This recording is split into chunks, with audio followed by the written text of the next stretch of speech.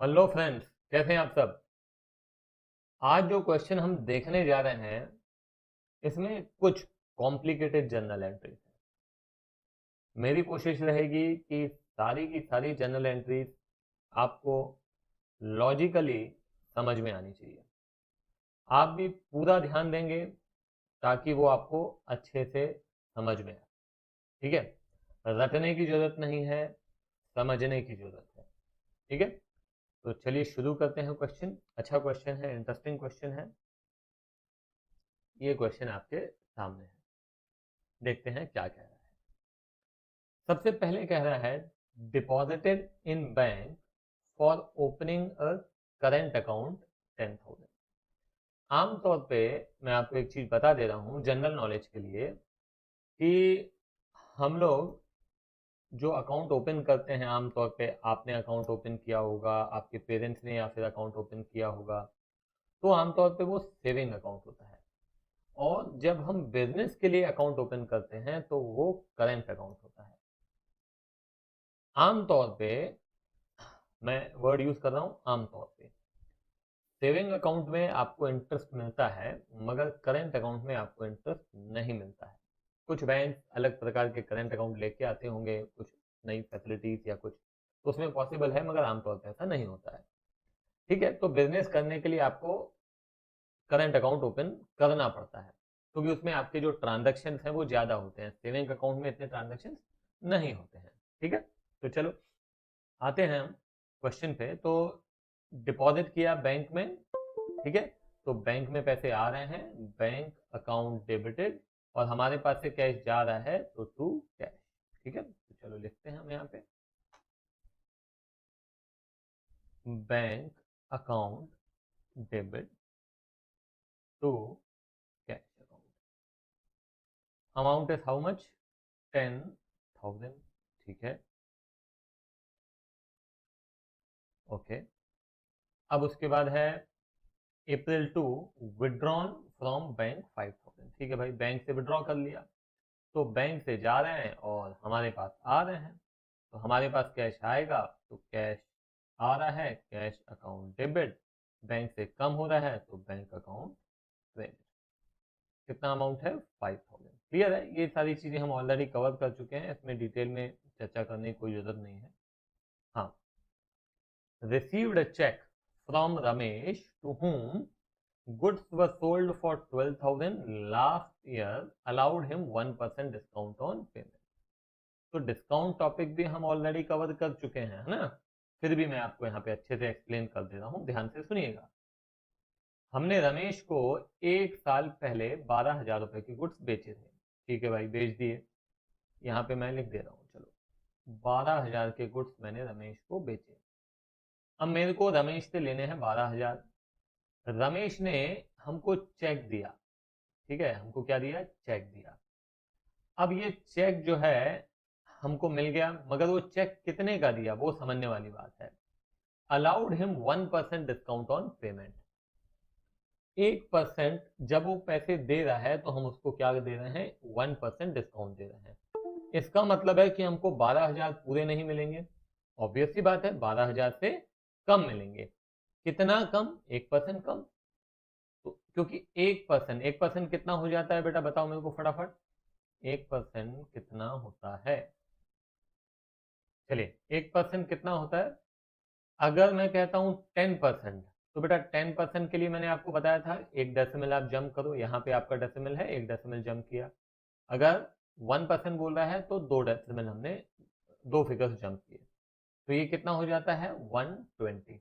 ठीक है, 120 आपको डिस्काउंट आपने अलाउ किया, तो आपको बेटा अमाउंट मिलेगा कितना? आपको मिलेगा 11,880।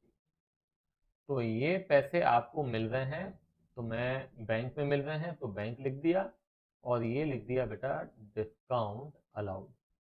अब आप मेरे को बताइए कि डिस्काउंट अलाउड को क्या करते हैं, डेबिट करते हैं या फिर क्रेडिट करते हैं?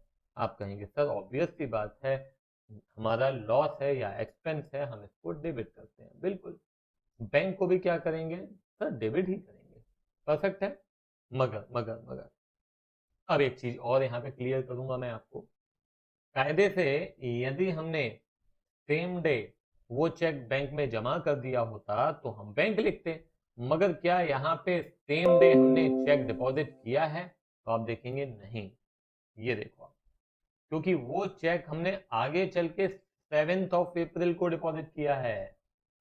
सेम डे डिपॉजिट हो जाता है तो बैंक लिखते हैं, और यदि सेम डे डिपॉजिट नहीं होता है तो क्या लिखते हैं? Cheque in hand. क्या लिखते हैं बेटा? Cheque in hand. तो आप कहेंगे सर कैसे मालूम? बेटा अब ये आपको थोड़ी अपने आप को तकलीफ देनी पड़ेगी। आपको ये देखना पड़ेगा कि जो चेक आपको मिला है वो आगे चल के क्या डिपॉजिट हुआ है क्या? जैसे रमेश से मिला तो वो आप थोड़ा सा आगे देख लो कि ये दिख गया आपको। तो जो भी चेक मिल रहा है अगर आगे चल के नहीं मिला, हमने डिपॉजिट नहीं किया है, तो हम ये अज्यूम करेंगे कि हमने बैंक में डिपॉजिट सेम डे कर दिया था। मैं रिपीट कर रहा हूं बेटा, ये इंपॉर्टेंट पॉइंट है, यहां पे बच्चे गलती करते हैं। यदि आपको चेक मिला, ठीक है, और आगे चेक के बारे में कोई इंफॉर्मेशन क्वेश्चन में नहीं दी हुई है, तो हम मानते हैं कि वो सेम डे डिपॉजिट हो गया है, तो हम क्या लिखेंगे? Bank account. और यदि हम देखते हैं कि आगे चल के वो जमा हुआ है, मतलब उस दिन नहीं हुआ, उस दिन नहीं हुआ, तो हम क्या लिखेंगे? Cheque in hand. Is it clear? तो अब यहां पे मैं क्या लिखूंगा? मैं यहां लिखूंगा cheque in hand account debit, ठीक है, discount allowed account debit to. हाँ, अब आपको किसने दिया? ऑब्वियस सी बात है, आपको रमेश ने दिया है, तो रमेश इज द गिवर। याद है ना? Debit the receiver, credit the giver, ये रूल हमको भूलना नहीं है। तो चेक इन हैंड बेटा यहाँ पे है 11880, ये आ जाता है डिस्काउंट अलाउड 120, और ये आ जाएगा बेटा 12,000। ठीक है, सिंपल, कोई दिक्कत नहीं। बिल्कुल दिक्कत बेटा अब आने वाली है आपको। अरे सर कैसी बात कर रहे हो? बिल्कुल सही बात कर रहा हूँ। अब दिक्कत थोड़ी सी आएगी आपको, थोड़ी सी ज्यादा, ज्यादा आएगी। ध्यान से देखो, अप्रैल 19 में क्या कह रहा है? Ramesh cheque dishonour. ओहो, डिसऑनर की एंट्री तो हम देख चुके हैं। आपने बताया था सर कि रिवर्स कर देते हैं। क्यों रिवर्स करते हैं उसका भी कारण मैंने बताया था आपको। चल, तो एक काम करते हैं, चलते हैं थोड़ा सा आगे। मैं फिर थोड़ा सा आगे चलता हूँ। यहाँ पे देखो, अभी आगे इसलिए चल रहा हूं कि आपको समझ में आए कंसेप्ट। रमेश को हमने किसी जमाने में कुछ बेचे होंगे, ठीक है, कितने के बेचे थे? लिखा था ना 12,000 के, पिछले साल बेचे थे। तो बेटा हमने लिख दिया Ramesh account debited to sales. Ramesh से पैसे लेने हैं, इसलिए उसका अकाउंट क्या कर दिया बेटा? डेबिट कर दिया। अभी जब आपको वो चेक, आपका cheque in hand, cheque in hand लिख दिया। अच्छा एक काम करते हैं, पहले चेक जमा कर देते हैं, क्योंकि चेक हमने जमा अभी किया नहीं है। ये डिसऑनर होने से पहले चेक डिपॉजिटेड की एंट्री है अप्रैल 7 की। तो मैं क्या करता हूँ, इस चेक को पहले जमा कर देता हूँ। तो जमा कैसे करेंगे बेटा? बैंक अकाउंट डेबिट, क्योंकि अब बैंक में पैसे आ रहे हैं इसलिए बैंक अकाउंट डेबिट कर दिया। और हमारे पास से चेक जा रहा है, क्योंकि वो चेक ही तो हम एसेट मान रहे थे ना बेटा। अब वो चेक हमारे पास से जा रहा है, तो हमने लिख दिया टू चेक इन हैंड। कितना? ऑब्वियस सी बात है, कितने का चेक है? 11880, 11880। हाँ, अब आते हैं ये अप्रैल 9। अभी ध्यान देना क्या हुआ क्या, बहुत अच्छे से, बहुत ज्यादा अच्छे से आपको ध्यान देना है। देखो बेटा, ये चेक इन हैंड डेबिट किया था, और ये चेक इन हैंड क्या कर दिया बेटा? क्रेडिट कर दिया। मतलब ये चेक इन हैंड वाला अकाउंट क्लोज हो चुका है। इन दोनों एंट्रीज को यदि मैं कंबाइन करता हूं तो क्या निकल के आता है समझना? Cheque in hand debit, cheque in hand credit. तो अभी क्या हो गया? क्या डेबिट हो गया? चेक इन हैंड की जगह डेबिट हो गया बैंक अकाउंट डेबिट।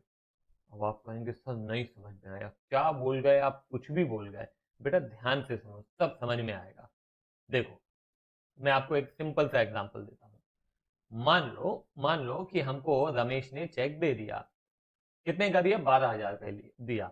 सिंपल बनाने के लिए मैं कर रहा हूं, ये 12,000 का चेक दे दिया, तो मैंने लिख दिया टू रमेश, कितना, 12,000। ठीक है, रमेश का अकाउंट क्लियर हो गया। ठीक है, अब रमेश का अकाउंट तो क्लियर हो गया, मगर चेक इन हैंड मतलब हमारे पास अभी भी है, हमने इसको डिपॉजिट कर दिया। तो जब डिपॉजिट कर देंगे तो एंट्री क्या हो जाएगी, bank account debit to cheque in hand, कितना, 12,000। अब ये 12,000 जो किया, इससे आप चेक इन हैंड डेबिट था और ये चेक इन हैंड क्रेडिट हो गया, तो चेक इन हैंड अकाउंट क्या हो गया, क्लोज हो गया। अब हमारे पास कोई चेक इन हैंड नहीं है, वो कहां चला गया, बैंक में चला गया। मतलब यदि अब ये चेक डिसऑनर हो जाता है, ये चेक डिसऑनर हो जाता है, तो एंट्री क्या होगी, क्योंकि मैं कहता हूं कि एंट्री रिवर्स हो जाती है। एंट्री रिवर्स इसलिए होती है बेटा, क्योंकि हम जो बोल रहे हैं, हम क्या बोल रहे हैं, हम ये बोल रहे हैं कि रमेश का अकाउंट बंद हो चुका है, हम ये बोल रहे हैं कि बैंक में पैसे आ चुके हैं। वो दोनों बातें गलत हैं। ना तो रमेश का अकाउंट क्लोज हुआ है, ना तो बैंक में पैसे आए हैं, तो इसीलिए हम रिवर्स करते हैं। हमें फिर से रमेश से पैसे लेने हैं, तो उसका अकाउंट डेबिट करते हैं, और ये जो बैंक में हम लिख चुके हैं कि पैसे आ चुके हैं, वो भी नहीं आए हैं, इसलिए उसको हम क्रेडिट करते हैं। तो कहने का मतलब ये कि चेक इन हैंड अकाउंट तो बंद हो चुका है, तो हमारी जो एंट्री है डिसऑनर की, वो क्या होगी, वो तो बेटा यही होगी, Ramesh account debited to to bank. Ramesh से लेने हैं 12,000, तो 12,000 डेबिट कर दिया। ठीक है, ये मैंने एग्जाम्पल दिया है अलग से, क्वेश्चन से अभी फिलहाल कनेक्ट मत करना, क्योंकि क्वेश्चन में कुछ अलग दिया हुआ था। ठीक है, ये बात समझ में आई। एक मिनट मैं इसको रब कर दूं और आपको और एक्सप्लेन कर रहा हूं, ताकि कोई भी छूटे ना। मैं नहीं चाहता हूं कि किसी भी स्टूडेंट को इस टॉपिक में कोई प्रॉब्लम आए। देखो देखो यहाँ पे, अब ये हमने रमेश को कुछ बेचे, अभी क्या हो रहा है कि रमेश ने हमको चेक दिया जो कि हमने जमा अभी नहीं किया, तो चेक इन हैंड कितना बेटा, 11,880, डिस्काउंट अलाउड कितना, 122 रमेश। अभी रमेश का अकाउंट बेटा क्लियर हो गया। ठीक है, ये ही चेक हमने बैंक में डिपॉजिट कर दिया, तो एंट्री क्या हो गई, bank account debit to cheque in hand. Cheque in hand account भी क्या हो गया, 11,880, 11,880। चेक इन हैंड भी बेटा क्या हो गया, क्लोज हो गया। क्लोज हो गया कि नहीं, क्योंकि डेबिट हुआ और क्रेडिट हुआ। अब देखा जाए तो हम क्या लिख चुके हैं, हम ये लिख चुके हैं कि बैंक में पैसे आ गए हैं, रमेश का अकाउंट क्लियर हो चुका है, और हमने रमेश को 120 रुपए का डिस्काउंट दिया है। तीन बातें बोल रहे हैं, बैंक में पैसे आ चुके हैं, हमने डिस्काउंट अलाउ किया है, और रमेश का अकाउंट बंद हो चुका है। ये तीनों की तीनों बातें गलत हैं। कैसे गलत है, क्योंकि चेक हो गया डिसऑनर, डिसऑनर से तीनों बातें गलत हो गई। तो अब इसको हमें सुधारना पड़ेगा। कैसे सुधारें, सीधी सी बात है, रमेश से पैसे लेने हैं अभी भी, तो रमेश का अकाउंट 12,000 से डेबिट कर दिया।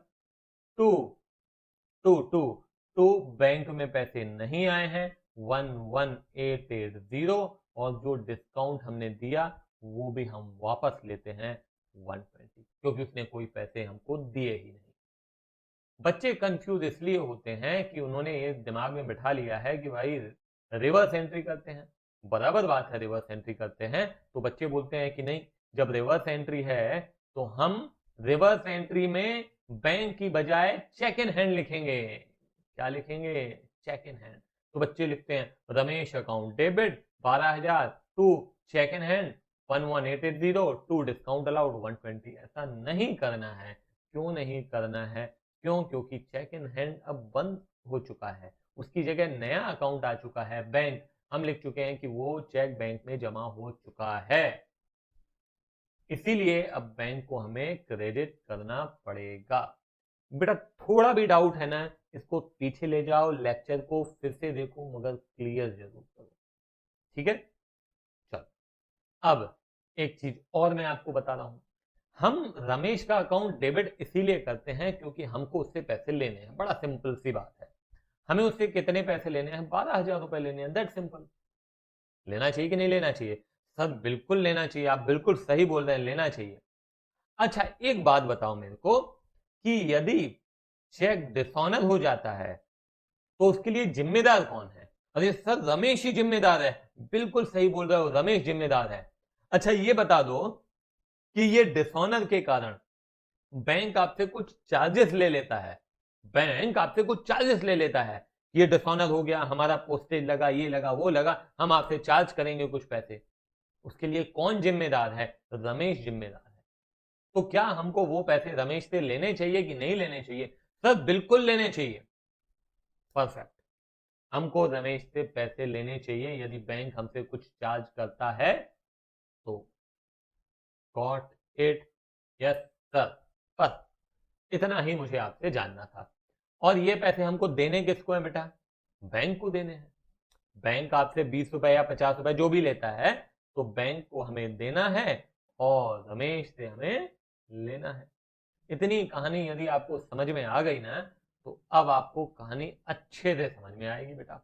सुनो, मैं एक काम कर रहा हूं, ये देखो, अभी यहां तक आपको क्लियर हो चुका है कि बैंक में जमा कर दिया, बैंक ने दूसरे दिन फोन किया, बोला आपका जो चेक था ना वो हो गया डिसऑनर और 20 रुपए मेरे को चाहिए आपसे चार्जेस। चाहिए क्या? बैंक आपसे खाते से 20 रुपए निकाल लेगा। तो हम क्या लिखेंगे? हम लिखेंगे रमेश से अब तो पैसे लेने पड़ेंगे। कितने लेने पड़ेंगे? 12,000 केवल नहीं, 12,020 रुपए, 12,020 रुपीज। टू टू टू क्या लिखना है? बैंक। बेटा बैंक को कितना देना है? बैंक को देना है 11,880। देना तो 20 है मगर 11,880 हम ऑलरेडी लिख चुके हैं, उसे भी क्रेडिट करना है और 20 रुपए और क्रेडिट करना है। तो हम लिखेंगे 11,900। अब आप कहेंगे सर ये फिर से एक्सप्लेन करो। बेटा मेरे को एक बात बताओ कि यदि बैंक आपसे चार्ज नहीं लेता तो आप कितना लिखते? 11,880 ही लिखते ना।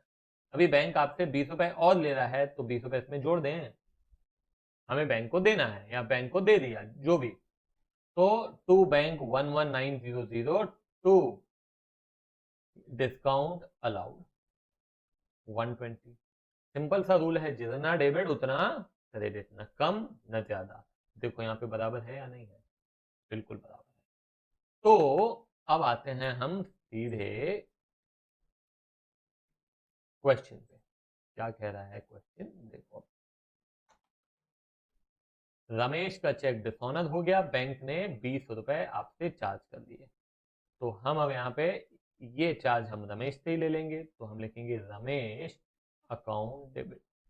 कितना? 1,2,0,2,0। 12,000 पहले का बकाया था, बाकी था, और 20 रुपए वो हो गया बैंक चार्जेस। टू बैंक, अब बैंक में 11,880 प्लस 20, ठीक है, तो 11,900 और टू डिस्काउंट अलाउड कितना? 120। तो हो गया। ठीक है, क्लियर है? मैंने बहुत इत्मीनान से क्लियरली एक्सप्लेन किया बेटा। थोड़ा भी डाउट है चले जाओ फिर से देखो। चलो, Ramesh settled his account by issuing cheque including 60 for interest 12080। अच्छा, हमको लेना तो 12,020 था मगर 20 अप्रैल को रमेश ने इंटरेस्ट के साथ हमको पैसे दे दिए। बोला यार हमको बड़ा खराब लग रहा है, आपकी पेमेंट लेट हो गई, हम आपको 60 रुपए इंटरेस्ट भी देंगे। हम भी खुश हो गए, बहुत बढ़िया बहुत बढ़िया। हमको अब देखो वो चेक हमने आगे चल के डिपॉजिट किया है या सेम डे डिपॉजिट कर दिया है? आगे उसके बारे में कोई जानकारी नहीं है, मतलब हमने सेम डे डिपॉजिट कर दिया होगा। तो वैसे कहाँ आ रहे हैं? बैंक में आ रहे हैं, तो बैंक अकाउंट डेबिट लिख दिया। कितना अमाउंट आ रहा है बेटा? 12080, 12080, ठीक है। To to to to Ramesh, to Ramesh, ध्यान देना 12020, क्योंकि हमने तो क्या लिख के रखा है, रमेश से 12,000 बीसी लेना है। तो 60 रुपीज ये किस बात के हैं? अरे बेटा इंटरेस्ट भूल गए, इंटरेस्ट, इंटरेस्ट रिसीव्ड, आपको इंटरेस्ट मिला ना, तो वो आपकी क्या है, इनकम। तो ये इनकम हो गई हमारी। आई बात समझ में? लेना इतना था, इतना मिल गया, इसके अलावा 60 और मिल गया, किस बात का, इंटरेस्ट का। Done, clear. चल अब आओ बेटा, अप्रैल 21, cash directly deposited bye Raja customer in bank account ₹8,000। बहुत ही सिंपल है, कस्टमर ने डायरेक्टली बैंक में जमा कर दिया, बैंक में पैसे आ रहे हैं तो बैंक अकाउंट डेबिट करेंगे, ऑब्वियस सी बात है। टू, क्या नाम है कस्टमर का, राजा, अमाउंट कितना, 8,000। कोई ज्यादा दिमाग लगाने वाली बात नहीं है। उसके बाद है bank draft got issued in favour of messrs Lal and sons 5,000, bank charges 700। और सर ये बैंक ड्राफ्ट क्या होता है बेटा? बैंक ड्राफ्ट या फिर डिमांड ड्राफ्ट क्या होता है कि आप देखेंगे कई जगह, आप मान लीजिए कहीं एडमिशन लेने जा रहे हैं, आगे चल के आप देखेंगे कॉलेज में एडमिशन ले रहे हैं, तो कई जगह चेक एक्सेप्ट नहीं करते हैं, ज्यादातर जगह पे नहीं करते हैं, कहते हैं हमको डिमांड ड्राफ्ट दो, क्योंकि चेक तो डिसऑनर हो जाता है कई बार। डिमांड ड्राफ्ट बैंक आपको बना के देता है आपके अकाउंट से पैसे निकाल के, उसमें डिसऑनर का डर नहीं रहता है, इसीलिए आपसे कुछ लोग डिमांड ड्राफ्ट मांगते हैं, चेक नहीं मांगते हैं। ठीक है, तो मेसर्स लाल एंड सन्स को हमने एक डिमांड ड्राफ्ट बना के दिया, तो ये डिमांड ड्राफ्ट जो है लाल एंड सन्स को बना के दिया, मगर ये पैसे जा कहां से रहे हैं, ये बैंक से जा रहे हैं, कोई दिक्कत नहीं है इसमें। तो क्या हमें लिखना है यहाँ पे, अरे मेसर्स लाल एंड सन्स के लिए हम बना रहे हैं और बैंक से पैसा निकल जाएगा। मैंने आपको बताया, आप जाओगे बैंक, बोलोगे भैया ये डिमांड ड्राफ्ट बना दो इस नाम से, तो आपके खाते से पैसा निकाल लेंगे और ड्राफ्ट बना देंगे, और अब उसको आप पेमेंट दे दोगे। तो अभी मेसर्स लाल एंड सन्स के लिए हम क्या लिखेंगे, फर्म के आगे बेटा मेसर्स लगता है, ये इसका शॉर्ट फॉर्म है M/S, तो लाल एंड सन। ठीक है, to messrs Lal and sons to bank. ठीक है, हाँ। अब एक चीज और है यहाँ पे, बैंक चार्जेस भी लिए हैं, बैंक ने 700 रुपए चार्जेस लिए, यहाँ पे बताया नहीं है किस बात के हैं, तो बैंक चार्जेस भी एक ही साथ हम कंपाउंड एंट्री कर दें तो चलेगा? हाँ सर बिल्कुल चलेगा। तो यहाँ पे जगह, एक काम करता हूँ मैं रब कर देता हूँ, ज्यादा अच्छा रहेगा। हाँ देखो, बैंक चार्जेस हमारा एक्सपेंस है तो हम उसको डेबिट कर दे रहे हैं बेटा, account debit, account debit. To, बैंक से पैसे जा रहे हैं, मेसर्स लाल एंड सन्स को 5,000 जा रहे हैं, बैंक चार्जेस 700 रुपए हैं, टोटल अमाउंट चला गया बैंक से 5,000 और 700, बराबर है बेटा। अब bills of exchange of 4,000 due after 1 month discounted from bank for 3,800। अब ये क्या होता है, बिल्स ऑफ एक्सचेंज एक नेगोशिएबल इंस्ट्रूमेंट होता है। एक मान लो कि मैं आपके पास आता हूँ, गुड्स खरीदता हूँ आपसे उधार में, अब आपको मेरे ऊपर विश्वास नहीं है तो आप मेरे को कहते हैं कि एक पेपर में लिख के दो कि आप मेरे को इतने समय बाद इतने पैसे दे दोगे। मैं भी, आप लिख के देते हो मेरे को, ऑर्डर करते हो और मैं उस ऑर्डर को एक्सेप्ट करके आपको दे देता हूँ, उसको कहते हैं बिल्स ऑफ एक्सचेंज।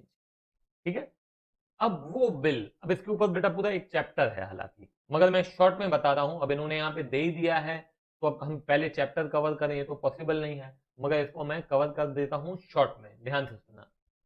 तो ये जो बिल आपको मिल गया, मैंने आपको बिल दिया, ठीक है, ये बिल आपको, इसका पेमेंट 1 महीने बाद मिलना है, मगर आपको पेमेंट अभी चाहिए, अभी के अभी। आप बोलते नहीं मेरे को अभी पैसे चाहिए, मैं तो दूंगा नहीं, क्यों, क्योंकि मैंने तो बोला है 1 महीने बाद दूंगा। आप जाते हैं अपने बैंक के पास और बैंक को कहते हैं कि ये जो बिल है इसके अगेंस्ट मेरे को अभी पैसे मिल सकते हैं क्या? बैंक कहता है ठीक है भाई, हम अभी दे देते हैं, हम अभी पैसे दे देते हैं आपको, मगर जल्दी पैसे देने के हम आपसे कुछ चार्जेस लेंगे। आप तैयार हो जाते हैं। मान लो कि 4000 का बिल था, आपने बैंक को 4000 का बिल दिया, वो बिल का पेमेंट आपको 1 महीने बाद मिलना था। बैंक ने बोला 1 महीने बाद हम खुद ही कलेक्ट कर लेंगे आपका पैसा, आप चिंता नहीं करो, आपको अभी पैसे चाहिए हम दे देंगे, मगर आपको हम कम पैसे देंगे, हमारा जितना भी इंटरेस्ट बनता है वो आपको लेस करके देंगे। ये 2 मिनट में मैं खत्म कर रहा हूं, क्योंकि 2 मिनट में खत्म करना हालांकि मुश्किल है, क्योंकि अगर मैं इसको एक्सप्लेन करने जाऊंगा तो बहुत लंबा हो जाएगा। जब हम बिल्स ऑफ एक्सचेंज पढ़ेंगे तो हम इसको डिटेल में पढ़ेंगे, बहुत बड़ा टॉपिक है ये। तो यहाँ पे क्या हो रहा है, आपको पैसे मिल गए, मगर आपको पैसे कितने मिले वो देखो यहाँ पे। Bills of exchange 4000 due after 1 month discounted from bank for 3800। मतलब आपको पैसे मिल गए मगर आपको कम पैसे मिले हैं। कितने मिले कम? 200 रुपए। और इस 200 रुपए को हम कहते हैं डिस्काउंटिंग चार्जेस। क्या कहते हैं? डिस्काउंटिंग चार्जेस, या फिर डिस्काउंट भी कहते हैं। ठीक है, तो यहाँ पे हम क्या लिखेंगे, आपके पास पैसे आए तो हमने लिखा बेटा बैंक अकाउंट डेबिट। कितने पैसे आए बेटा? 3800 आए। ठीक है, और आपका नुकसान हो रहा है, उसको हम लिख दे रहे हैं डिस्काउंट या फिर डिस्काउंटिंग चार्जेस। कितना? 200। और आपने बिल दिया, तो बिल को आप बोलते हैं बिल्स रिसीवेबल। क्या कहते हैं बेटा? Bills receivable. ठीक है, इसको डिटेल में हम कवर करेंगे, अभी शॉर्ट में इसको समझ लो, क्योंकि उसके लिए फिर पूरा चैप्टर डिस्कस करना पड़ेगा। तो बैंक अकाउंट डेबिट, बैंक में मिले आपको पैसे 3800, ये डिस्काउंट हो गया 200, और ये आपके पास से बिल गया, बिल आपका गया, तो इसलिए उसको क्या कर रहा हूं मैं? क्रेडिट कर रहा हूं। एसेट है ना, एसेट जा रहा है। क्लियर है बेटा? चलो अब आते हैं 30th। Bank charges debited by bank. इसमें तो कुछ दिमाग लगाने वाली बात है नहीं। Bank charges account debited to bank. कितने अमाउंट है? 400। तो 400 ये हो गया। ठीक है, now goods sold for cash 7000 and half of the proceed deposited in bank. 7000 के गुड्स बेचे कैश में, आधे बैंक में जमा कर दिए, तो क्या दिक्कत है? आधे कैश में आधे बैंक में। तो bank account debit 3500, cash account debit 3500 to goods बेचे हैं तो सेल्स कितना? 7000। ठीक है बेटा, तो यहीं पे ये क्वेश्चन समाप्त होता है। बहुत सारी नई चीजें सीखी हैं, कॉम्प्लिकेटेड जर्नल एंट्रीज में सीखी हैं, प्रैक्टिस जरूर कीजिए। चलो बाय बाय।